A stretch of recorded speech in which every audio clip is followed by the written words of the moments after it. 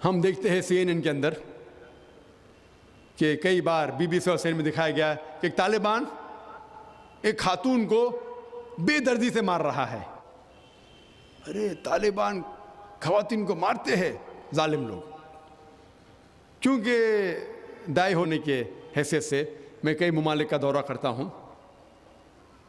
2 साल पहले मैं मलेशिया में गया था।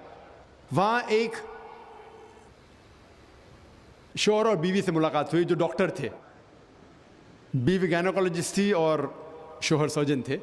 उन्होंने तकरीबन 1 महीना अफ़गानिस्तान में रहे और उन्होंने कहा मुझसे कि ये जो टीवी में दिखा रहे थे कि तालिबान लोग ख़वातीन को मार रहे, ये बिल्कुल गलत है। मैंने पूछा आपको कैसा पता गलत है? तो उसने मुझसे कहा, वो मियाँ बीवी ने कहा, क्योंकि तालिबान को जो पगड़ी बांधते हैं उनके बांधने का एक खुसूसी तरीका है। मिसाल के तौर पे जब हम अरबों को देखते, हमारे लिए जो अजम है, हमारे लिए सब अरब एक जैसे पगड़ी बांधते, फेटा बांधते, अपना गतरा बांधते। लेकिन वो अरब ही जानता है कि सऊदी गतरा बांधने का तरीका अलग है, वो एमिराटी UAE का गतरा बांधने का तरीका अलग है, वो कुवैती का गतरा बांधने का तरीका अलग है। वो पहचान सकते। हमने इसी तरीके से वो तालिबान की पगड़ी बांधने का तरीका अलग है। वो डॉक्टर कहने लगे मुझसे कि जिस तरीके से वो BBC और CNN में दिखा रहे थे तालिबान खवातीन को मार रहे, वो तालिबान है ही नहीं, वो एक्टर लोग को लेके आए थे। लेकिन बेवकूफ थे कि एक्टिंग में बराबर से नहीं किए, वो कपड़े बराबर नहीं थे।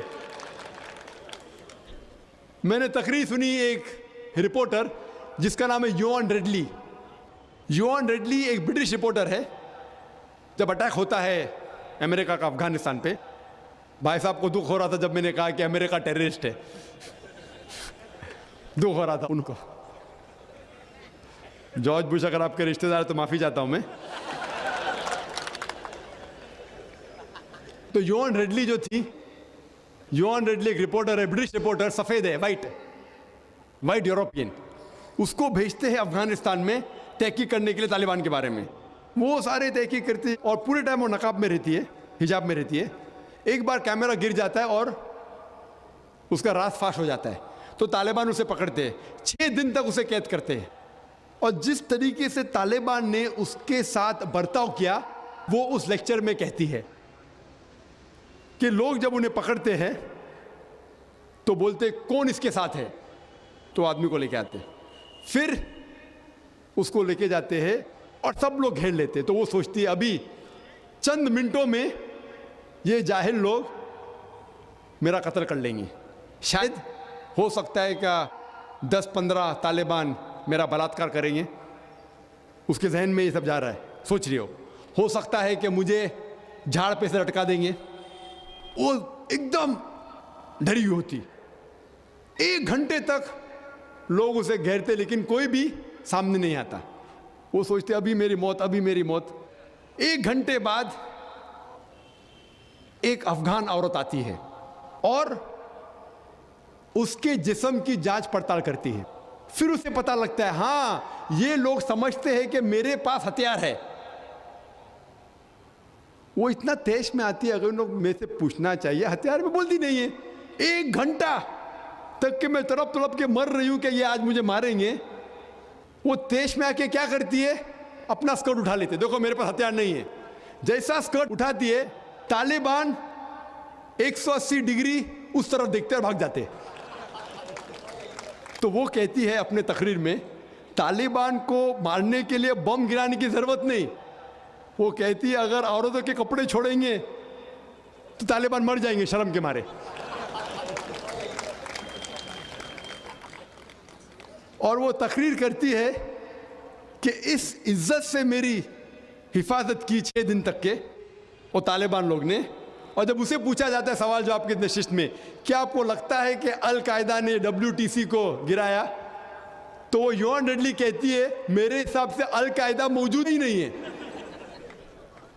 ये उसका कहना है, मेरा कहना नहीं। और जब उसे आज़ाद किया जाता है 6 दिन के बाद, और जब बाकी रिपोर्टर्स पूछते आपके साथ क्या सलूक किए, तो उनने कहा इतना अच्छा हुस्न सलूक किए कि रिपोर्ट के अंदर ही नहीं आया। और उसने सिर्फ ये वादा दी थी कि मैं इंग्लैंड जाके वापस से कुरान मजीद का तर्जुमा पढ़ूंगी। तो वो जाती है और चंद महीने बाद कुरान का तर्जुमा पढ़ती है और उसके बाद वो इस्लाम कबूल करती है। तो उसके नज़रिए से तालिबान एकदम मासूम है, उनके ऊपर जुल्म किया गया था।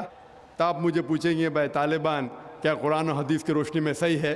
तो इसका नज़रिया अगर लेंगे, जो गैर मुस्लिम थी योआन रेडली, अभी माशाल्लाह हिजाब भी कर रही है, वो यूरोपियन हिजाब कर रही है माशाल्लाह, तो उसके नज़रिए से भाई तालिबान अच्छे लोग हैं। तो इसीलिए नज़रिया बदलते जाता है। अमेरिका के हिसाब से तालिबान जालिम लोग हैं। तो मीडिया ऐसी चीज़ है कि कोई भी हीरो को ज़ीरो बना सकती है। They can make day into night, black into white, day into night, black into white. Hero को ज़ीरो बना सकती है, कोई विलन को भी हीरो बना सकती है। तो इसीलिए कुरान मजीद में अल्लाह ताला फरमाते कोई भी चीज़ आपके पास आती है उसकी तहकीक करो तीसरे को पहुंचाने के पहले। तो इसी बुनियाद पे मैंने कहा था, क्या नाम है, ओसामा बिन लादेन को जानता हूँ ना, यहाँ क्या हो रहा है पता नहीं मुझे, अफगानिस्तान भी मैं नहीं गया हूँ, लेकिन ये रिपोर्ट के ज़रिए ये पता लगता है कि ये जो अमेरिका कर रही है अपने मीडिया के ज़रिए, ये शैतानी हरकत जो गलतफहमी फैला रही है, उसकी सज़ा तो इंशाअल्लाह उन्हें मिलेंगी। इसीलिए मेरे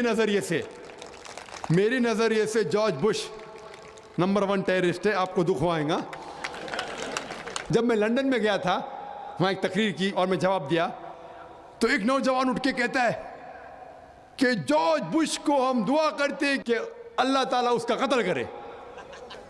तो मैंने कहा मैं तो ये दुआ नहीं करूँगा, क्योंकि अल्लाह के रसूल ने जो दुआ की, जो सबसे ज़्यादा दुश्मन इस्लाम के ख़िलाफ़ जो थे मोहम्मद सल्लल्लाहु अलैहि वसल्लम के दौर में, दोनों का नाम था उमर। तो अल्लाह के रसूल ने ये दुआ की कि कम से कम एक उमर को हिदायत दे। तो मैं ये दुआ करता हूँ कि कम से कम अल्लाह ताला जॉर्ज बुश को हिदायत दे।